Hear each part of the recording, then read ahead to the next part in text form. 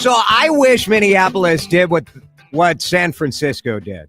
Daniel Lurie, who is a Democrat, more moderate Democrat, mayor of San Francisco, he explained kind of how this went down in a post on X.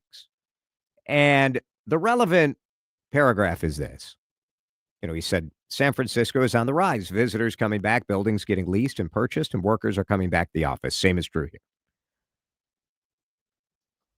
And then he says, he told the president in a phone call, we have work to do, and we would welcome continued partnerships with the FBI, DEA, ATF, and U.S. Attorney to get drugs and drug dealers off our streets. But having the military and militarized immigration enforcement in our city will hinder our recovery. That's pretty good, right? Like that is the mayor saying, we know we have work to do on public safety. We do want the federal government's help to get drug dealers and gun traffickers off our streets. But bringing in a militarized enforcement, as we've seen in Chicago, and we've seen in Portland, and we've seen in a different way in Washington, D.C., would hinder recovery. And the president said, okay. So why don't we have other Democratic leaders doing this? Well, because the Democratic base would lose its freaking mind if you were seen like sort of negotiating with Donald Trump. But I think this is the way. Let's go to Jennifer in Stillwater on line one. Jennifer, thanks for calling CCO. You're on the air. Go ahead. Hi, Jason. Thanks for taking my call. Yes. I Googled what you were saying about who you thought thank you. may or may not. Yeah, and the Minnesota Legislative Reference Library for the state legislature, they have a guide of immigrants in Minnesota, and it was just updated in May of this year. And it says that the foreign-born population in Minnesota, the top 5 immigrant groups, the number 1 is Mexican at 59,137, followed by Somali at 42,503. East Indian, then Hmong, then Ethiopian. Yeah. So by quite a large margin, it's actually Mexican. Interesting. Yeah. And numbers wise, that's still a relatively small percentage of Minnesota, right? But when you have that huge number of people in one neighborhood or one community, it does it impacts your hospitals. It has an impact for sure. Yeah. And I don't know, of course, how many, they don't know about, right? Right. Always, for sure. Yeah. And there's no doubt in Minnesota, we have we know communities have changed, right? Worthington, for example, is a city that is a different city today because of immigration. Now, I would say, I think a lot of white native Minnesotans have to sort of get our arms around the fact that this state isn't growing unless we have immigration, and we do need growth in this state. So along with the enforcement of getting the fraudsters and the drug dealers and the gangbangers out, and I'm all for kicking them out of the country. But along with that, we do need to figure out, okay, what is the path forward? Is there a path forward, or is it just clear them out? What are we doing here, Yeah. Well, I think we could increase the population in Minnesota easily if we provided really, really affordable, high-quality daycare for women in Minnesota so that they could have more children. Right. Yeah, I do think that would help. Thanks, Jennifer. Appreciate it. Nancy on line 2. You're on CCO. Hey, Nancy, go ahead. Hey, Jason. Thanks for having me on.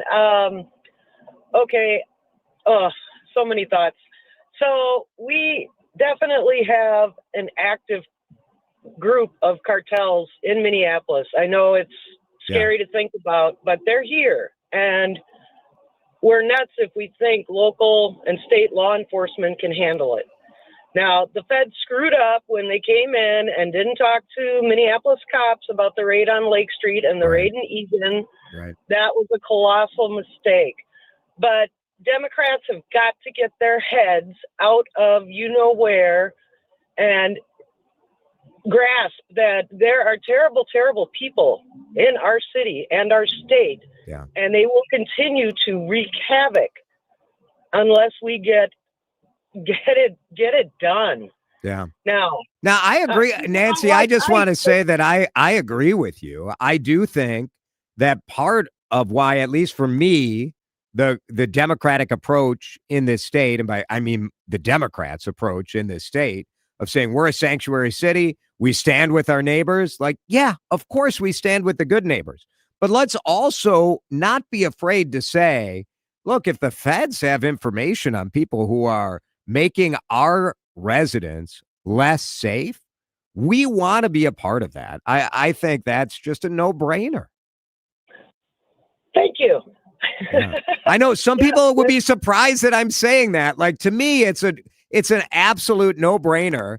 And it would go a long way. Look at what happened in San Francisco, where the mayor says, look, we want your help, but we don't want ICE agents with masks over their faces coming in with big guns and scaring the crap out of people. That is not good for the recovery of Minneapolis. And I agree. I don't think it's good.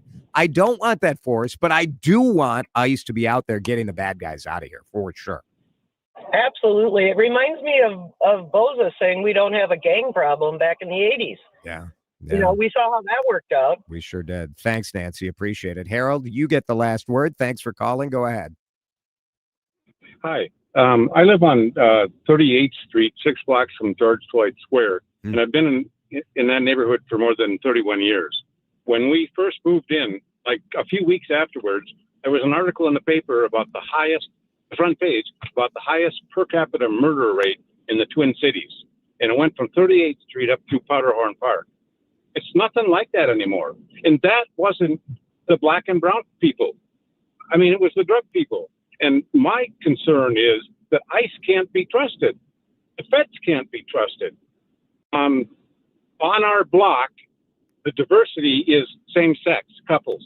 We have one black couple. Last fall, late, almost into winter,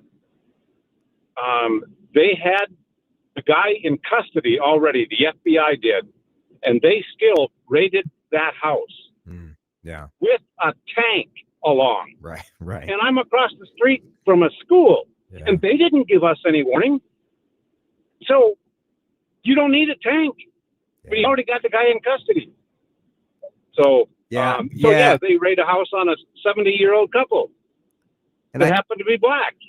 Anyway. Yeah, I think to me, this is why we need to, as political leaders, encourage the feds to come and do their thing, but discourage the militaristic kind of occupation of American cities by the federal government. Not only is it not effective in solving the problem of making sure we get the bad guys out of here, but it also severely puts the brakes on any sort of effort to try to revitalize our cities. So when we do this sort of moralistic, like we're the sanctuary and we stand with you, I get it. But I don't see that as effective either. Right. And like I said, I just don't, because there's nobody in the administration that you can disagree with. Yeah. I mean, Trump has a hissy fit over Reagan, and Reagan is right about it. The Canadian commercial, which the Canadians have pulled off the air because of that. Yeah. And he's right. Yeah. I mean, I worked as an economist for the government for Reagan was years. right about that. 100%. And if we need an immigration policy that, of course, the Republicans put the nix on last year. Because it was better for them politically. For the election. And it was the same thing. We were talking about meaningful immigration reform until we elected Trump, and all he'd talk about is a border wall. Yeah, Harold, thank you. Our national immigration policy has been a joke since George W. Bush was trying to find a path forward on immigration.